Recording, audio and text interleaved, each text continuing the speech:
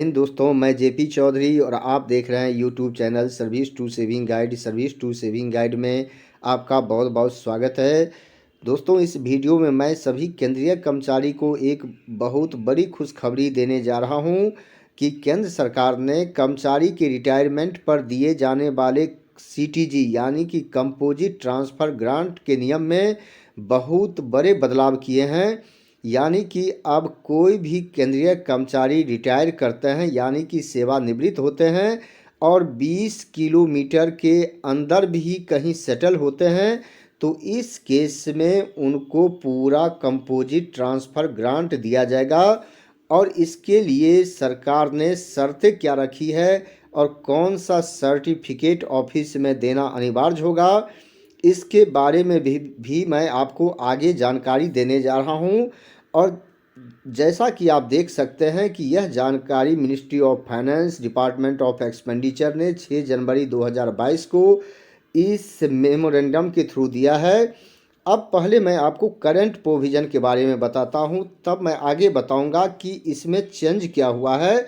जो current provision है उसके हिसाब से कोई भी केंद्रीय कर्मचारी रिटायरमेंट के बाद अगर लास्ट स्टेशन ऑफ ड्यूटी यानी कि जहां से रिटायर किए हैं, जिस जगह से रिटायर किए हैं, अगर वहीं सेटल होते हैं या फिर किसी दूसरी जगह सेटल होते हैं जो कि 20 किलोमीटर के अंदर है, तो इस केस में उस कर्मचारी को 1/3 सीटीजी दिया जाता है। यानी कि उनका जो एंटाइटलमेंट बनता है, उनके बेसिक पे के हिसाब से जो एंटाइटलमेंट बनता है उसका 1/3 कंपोजिट ट्रांसफ़र ग्रांट के रूप में दिया जाता है। लेकिन अब इस नियम में बदलाव किया गया है। अब केंद्र सरकार ने कहा है कि कोई भी सरकारी कर्मचारी रिटायरमेंट के बाद अगर लास्ट स्टेशन ऑफ ड्यूटी यानी कि जहां से रिटायर हुए हैं वहीं सेटल होते हैं या फिर 20 किलोमीटर के अंदर भी कहीं सेटल होते हैं, तो इस केस में उस कर्मचारी को पूरा कंपोजिट ट्रांसफ़र ग्रांट दिया जाएगा। लेकिन शर्त यह है कि एक्चुअल में रेजिडेंस चेंज होना चाहिए। अगर रेजिडेंस चेंज नहीं होता है तो ये रूल लागू नहीं होगा।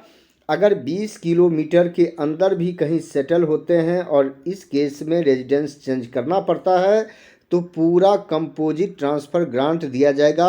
और पूरा कंपोजिट ट्रांसफ़र ग्रांट क्या होता है, आप देख सकते हैं कि उस कर्मचारी का जो बेसिक पे होगा उसका 80% कंपोजिट ट्रांसफ़र ग्रांट के रूप में उस कर्मचारी को दिया जाएगा। और इसके लिए एक सर्टिफिकेट ऑफिस में देना होगा, self declaration certificate regarding change of residence in prescribed format. यानी कि कर्मचारी जो रेजिडेंस चेंज करते हैं तो इससे संबंधित सेल्फ डिक्लेरेशन ऑफिस में देना होगा।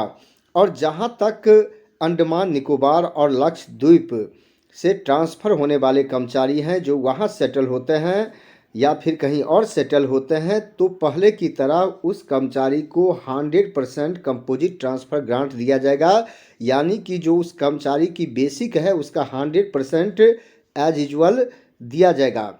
अब मैं आपको दिखा रहा हूं कि ये सर्टिफिकेट कौन सा है, कौन सा सर्टिफिकेट सबमिट करना अनिवार्य होगा। आप यहाँ देख सकते हैं कि self declaration certificate for change of residence for claiming composite transfer grant on retirement.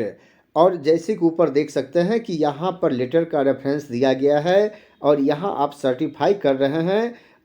और जो वन है इसमें I have changed my residence from so and so place to so and so place for settlement on my retirement. इस तरह का certificate आपको अपने office को देना पड़ेगा, जो कि आप अभी स्क्रीन पर देख रहे हैं।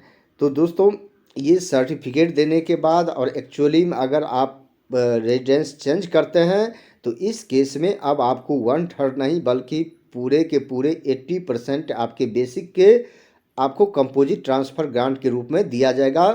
तो दोस्तों, मुझे पूरा विश्वास है यह वीडियो अच्छा लगा होगा, जानकारी अच्छी लगी होगी। वीडियो अच्छा लगा तो ज़्यादा से ज़्यादा लाइक और शेयर ज़रूर करें।